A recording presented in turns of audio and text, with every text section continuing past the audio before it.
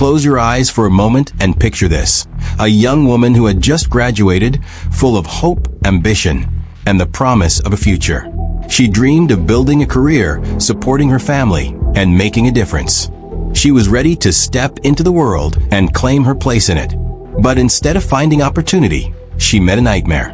This is the story of Iniubong Umoren, a 26-year-old philosophy graduate whose life ended in tragedy.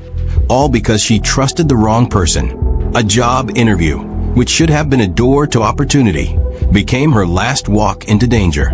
The dreams she carried with her that day were never realized, stolen by someone who hid evil behind a facade of opportunity. Iniubong Umoren was a philosophy graduate from the University of Uyo in Akwa Ibom State. She had completed her studies, and like many Nigerian graduates, she was awaiting mobilization into the National Youth Service Corps, hoping it would be her first step into adulthood and independence. She was intelligent, ambitious, and determined to make a future for herself. Friends described her as caring, diligent, and optimistic, someone who never stopped believing that she could make a difference. But in a society where employment opportunities are scarce and youth unemployment is high, her ambition also made her vulnerable to deception and exploitation. On April 29, 2021, Iniubong left her home in Uyo for what she believed was a legitimate job interview. She had told her friends and family that she was going for a secretarial role on a farm, as instructed by her supposed employer, Aduaka Akpan. She was eager to make a good impression, armed with her CV and the hope that this could be the turning point in her life. But as the hours stretched into the evening, she did not return. Her family began to grow concerned, sending messages, making calls, hoping that she had simply been delayed. When no one answered, a cold dread began to settle in. Something was wrong. Her friends and family turned to social media for help. On platforms like Twitter, Facebook, and Instagram, pleas for her safe return went viral. Posts carried her picture, her details, and heartfelt messages. Help us find Ini, #Justice for Iniubong, and countless appeals from strangers who were moved by the story. The public's response was overwhelming. People shared information, speculated on leads, and tried to piece together her last known movements. Journalists picked up the story, and the pressure on authorities intensified. The social media campaign, driven by hope, concern, and collective outrage, played a critical role in pushing law enforcement to act swiftly. The Akwa Ibom State Police quickly took up the case, opening an investigation. They retraced Iniubong's steps, interviewed friends and potential witnesses, and followed every lead meticulously. They examined the phone number that had arranged the interview, traced the messages, and mapped the locations connected to the suspect. Days of investigation led them to Aduaka Akpan, the man who had lured her with promises of employment. Upon arrest, Akpan confessed and guided the police to the shallow grave in his family's compound where Iniubong's body lay. The revelation sent shockwaves through the community and across Nigeria. What was supposed to be a hopeful story of ambition had transformed into one of brutal murder, betrayal, and heartbreak. During his confession, Akpan revealed horrifying specifics. He initially used a condom, but later removed it. He described how, when things escalated, he grabbed objects from his home, a stabilizer, a box iron, and struck her repeatedly. She bled and screamed, but he continued until she was lifeless, finally using her own jeans to strangle her. This was not a crime born of impulse or passion. The level of planning, the violence inflicted, and the effort to conceal her body demonstrated clear intent and a horrifying level of cruelty. Each detail of the confession added layers of horror to the tragedy, leaving the public shocked and grieving. Almost immediately, the case became the subject of intense speculation. Many on social media, and even within local communities, suggested the worst, that Iniubong's murder could be a ritual killing. Rumors circulated about secret societies and occult practices. But the Akwa Ibom State Attorney General, Yuko Udom, publicly refuted these claims. He emphasized that thorough investigations, including forensic examinations, revealed no evidence of ritualistic activity.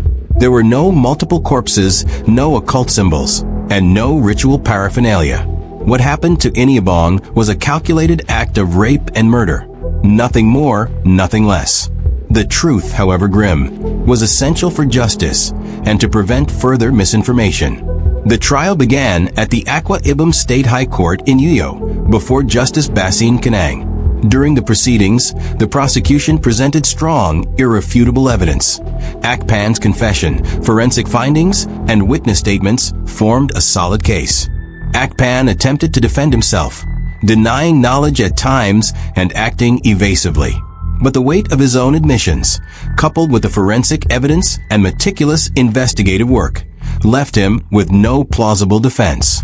The court meticulously documented every piece of evidence, ensuring that justice would not be denied. On August 4, 2022, Justice Kanang delivered the verdict. Guilty on counts of rape and murder.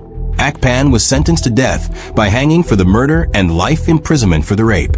Notably, his father, Frank Akpan, and sister, Anwen Basi, were discharged and acquitted due to insufficient evidence to convict them as accessories. In a dramatic and tense moment immediately after the sentencing, Akpan attempted to flee from the dock, but police officers quickly restrained him. The courtroom, filled with reporters, family members, and the public, remained tense but relieved that justice had been served. The sentencing was met with mixed emotions, relief, sorrow, and reflection. For Iniubong's family, it was a bittersweet victory. Justice had been delivered, but nothing could bring her back or fill the void left by her death. Across Nigeria, the case resonated deeply. It became a symbol of the dangers faced by job seekers, especially young women, and the need for caution, awareness, and protective systems. It also highlighted the potential of social media advocacy and public engagement in ensuring that crimes of this nature receive the attention they deserve. Iniubong's story raises broader societal concerns. The job seeker crisis, for one, remains a pressing issue. Many graduates, driven by ambition and the need to provide for themselves and their families, are vulnerable to exploitation. Predators can manipulate desperation, offering false promises and using trust as a weapon. Gender-based violence is another pressing concern. Iniubong was a young woman trying to build her future, and she was betrayed in the worst possible way. Her case reminds us of the vulnerability many women face daily in professional, public, and private spaces. The speed and decisiveness of the legal system in this case are noteworthy.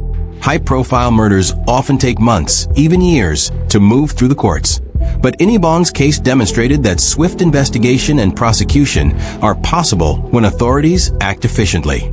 Public advocacy and social media pressure also played a crucial role, ensuring that the case remained in the spotlight and that justice could not be delayed or overlooked. In the months and years following the murder, the Attorney General's office continued to emphasize the thoroughness of the investigation.